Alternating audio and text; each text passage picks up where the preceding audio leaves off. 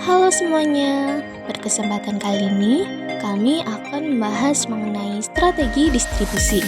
Sebelumnya, perkenalkan nama saya Audi Faradina dari nomor presensi 10. Perkenalkan, nama saya Tia Angelina dari nomor presensi 36.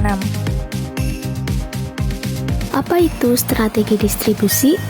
Strategi distribusi merupakan sebuah metode atau rencana untuk menyebarkan barang maupun jasa yang diproduksi kepada pengguna akhir. Strategi distribusi mempunyai beberapa tujuan. Tujuan utamanya yaitu untuk memastikan bahwa produk atau layanan dapat mudah diakses dan tersedia bagi pelanggan. Tujuan lainnya yaitu untuk memaksimalkan cakupan pasar, meningkatkan penjualan, membangun kesadaran merek, memuaskan kebutuhan dan keinginan pelanggan, memastikan produk sampai ke konsumen secara tepat waktu dan efisien, serta meningkatkan profitabilitas dan mendapatkan keunggulan kompetitif di pasar. Mengapa strategi distribusi penting bagi sebuah perusahaan? Ada beberapa alasan mengapa strategi distribusi penting bagi sebuah perusahaan, yaitu yang pertama, untuk menjangkau pasar yang lebih luas. 2. Meningkatkan efisiensi sehingga dapat meminimalkan biaya distribusi dan meningkatkan efisiensi operasi bisnis. 3. Menghasilkan lebih banyak pendapatan. 4. Meningkatkan kepuasan pelanggan. 5. Membangun merek yang kuat dan terpercaya di pasar yang akan meningkatkan nilai bisnis jangka panjang. Selanjutnya, ada 3 macam saluran distribusi. Saluran distribusi yang pertama yaitu saluran distribusi langsung. Distribusi langsung adalah distribusi barang atau jasa tanpa melalui perantara, sehingga penyaluran barang langsung dari produsen kepada konsumen.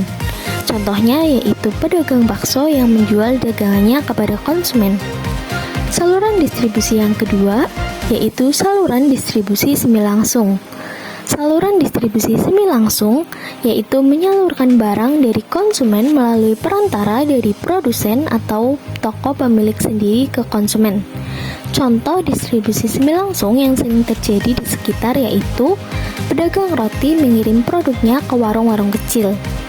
Saluran distribusi yang terakhir yaitu saluran distribusi tidak langsung. Distribusi tidak langsung bisa didefinisikan sebagai penyaluran barang dari perusahaan atau produsen kepada pelanggan akhir melewati beberapa perantara. Produk yang dihasilkan perusahaan tak serta-merta bisa diakses pelanggan akhir, namun melalui beberapa pihak terlebih dahulu. Bagaimana cara menentukan saluran distribusi yang tepat? Caranya yaitu yang pertama dengan mempertimbangkan kompetitor bisnis. 2. Periksa biaya dan manfaatnya. 3. Berilah peringkat pada setiap pilihan. 4. Mempertimbangkan karakteristik produk dan jasa, kebutuhan pasar, preferensi pelanggan, kemampuan finansial perusahaan, dan keunggulan kompetitif perusahaan. Apa peran teknologi dalam strategi distribusi? Teknologi dapat memainkan peran penting dalam strategi distribusi dengan memungkinkan perusahaan untuk 1. Mengotomatisasi proses distribusi. 2. Memantau kinerja saluran distribusi. 3. Meningkatkan visibilitas persediaan. 4. Meningkatkan efisiensi operasional. 5. Meningkatkan keterlibatan pelanggan melalui platform e-commerce. Apa saja jenis saluran distribusi yang bisa digunakan oleh sebuah perusahaan? 1. Saluran distribusi langsung. 2. Saluran distribusi tidak langsung. 3. Saluran distribusi fisik. Dan yang keempat, saluran distribusi elektronik. Apa perbedaan antara distribusi fisik dan distribusi elektronik? Yang pertama, distribusi fisik melibatkan pengiriman fisik produk atau jasa dari produsen atau penjual kepada konsumen atau pelanggan.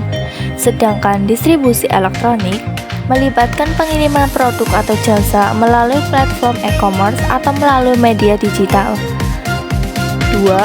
Distribusi fisik memerlukan biaya yang lebih besar karena melibatkan pengiriman produk melalui saluran fisik.